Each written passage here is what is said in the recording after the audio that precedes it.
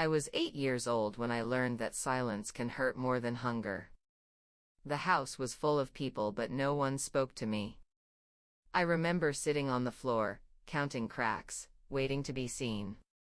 My earliest memories are not of toys or laughter. They are of empty plates, long afternoons, and a mother who looked through me as if I was made of air. My father left early, not with anger but with relief. He packed his bag quietly and did not look back. After that, I became something that remained behind. I lived with my mother and her parents in a small home that smelled of damp walls and old worries. Every morning I woke up before the sun because sleep did not feel safe. I would listen for footsteps, hoping someone might remember me. Most days, no one did. Food came late and never enough. When I asked, my grandmother sighed. My mother stared at the wall.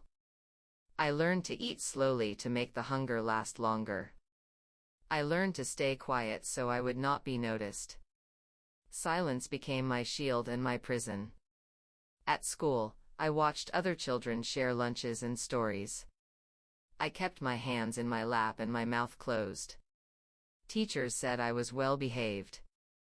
They did not know I was simply invisible. At home, love was a language no one spoke. There were no hugs, no questions about my day. When I cried, the room stayed still. My tears felt loud to me, but they made no sound to anyone else. I began to believe that I was the problem. That my existence was heavy and unwanted. As I grew older, the house grew colder. Bills stacked on the table. Arguments happened behind closed doors. I was never included, yet I felt responsible. When relatives visited, I was asked to leave the room. Their eyes followed me with quiet judgment. I heard my name spoken in low voices, attached to words like burden and mistake. My mother avoided my gaze. When our eyes met, she looked tired, almost resentful. I tried harder to please her. I cleaned, cooked, studied at night. I brought home good grades like small gifts. She nodded but never smiled. Her hands were always busy, her heart somewhere else. One evening, when I was 15, I overheard a conversation that changed everything. It was soft and calm, almost kind. My uncle spoke about money. My mother listened. They talked about debts, about relief, about an opportunity. I stood behind the door, holding my breath, feeling my chest tighten. No one mentioned my name directly. They did not have to. I was the unspoken solution. A relative from another town needed help. A family needed a daughter. In return, my mother would be free of worry. The words were gentle, reasonable. That was what broke me. The next morning, my clothes were packed. Not many, just enough to suggest permanence. My mother handed me the bag without meeting my eyes. She said it was for my future. Her voice was steady. I waited for hesitation, for regret. None came. On the bus ride away, I watched the road stretch forward. I did not cry. My tears stayed inside, heavy and still.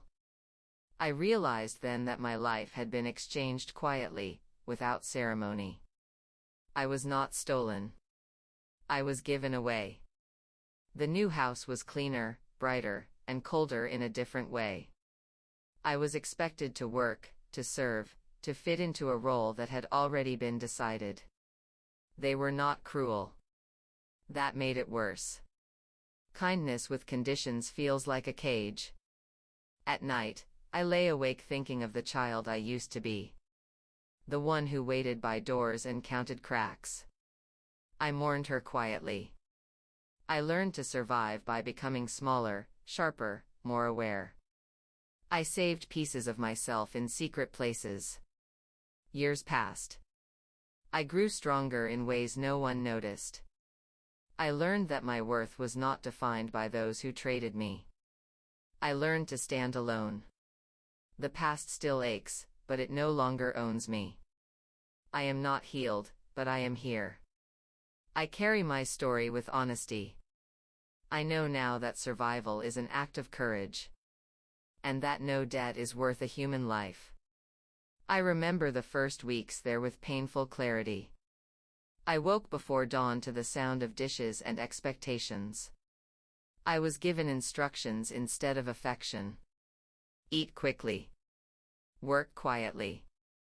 Do not ask questions. I followed every rule because obedience felt safer than hope. Hope had disappointed me too many times. Sometimes, during chores, I would pause and imagine my mother thinking of me. I wondered if she felt lighter without my presence. That thought cut deeper than any hunger. I told myself she did what she had to do. Still, a child inside me waited for an apology that never arrived. I was allowed to attend school, but my mind often drifted. Lessons blurred into each other. I watched sunlight move across the classroom walls and felt separate from the world. Friends spoke about dreams. I listened and nodded.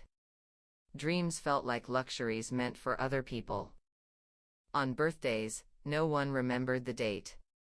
I stopped counting years. Time became something to endure rather than celebrate. I learned to read faces carefully, to anticipate moods, to disappear when tension filled the air. Survival required attention and restraint. There was one afternoon when I truly understood the cost of what had happened. I found a letter by accident, folded neatly in a drawer. It mentioned money received, debts settled, gratitude expressed. My name appeared once, like a footnote. I sat on the floor and felt my body go numb. The room did not spin. The world did not end. It simply became clear. That clarity hurt more than confusion. I was not unwanted by chance.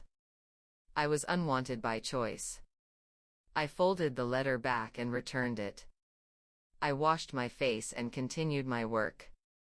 From that moment, something inside me hardened, not with anger, but with resolve. I stopped waiting for rescue. I started planning quietly. I studied late. I saved small amounts when I could. I learned skills that no one noticed. Each small act was a step toward ownership of my own life. When I finally left that house, it was without announcement. I was older, cautious, and tired. I carried little with me, but I carried myself. Independence did not feel like freedom at first. It felt like standing in open air without shelter. Slowly, it became something else. Now, when I look back, I do not search for villains.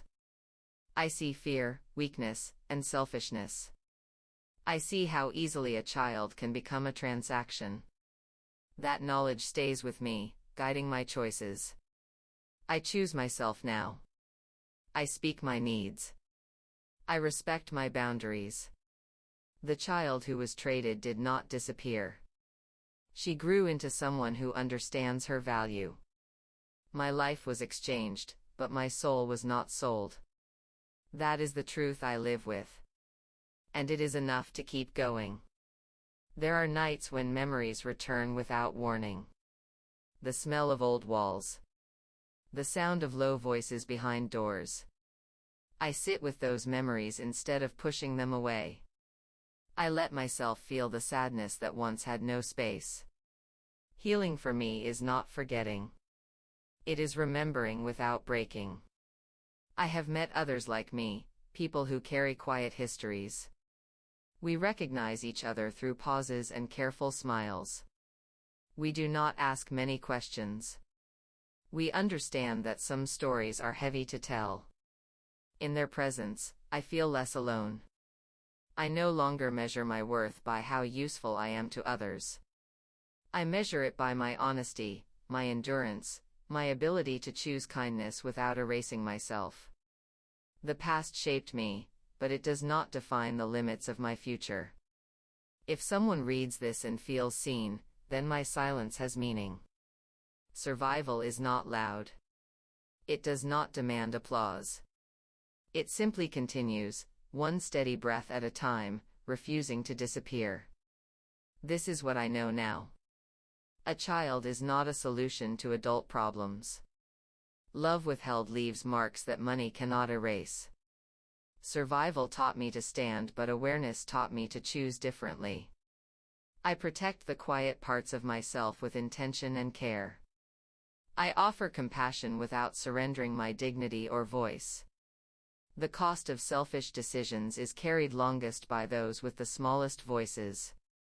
My voice is no longer small. It is calm, steady, and finally my own. I move forward without revenge and without denial.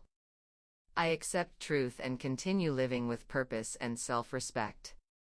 I survived because I learned to value myself even when others could not see me, and that knowledge keeps me alive today with quiet strength inside always.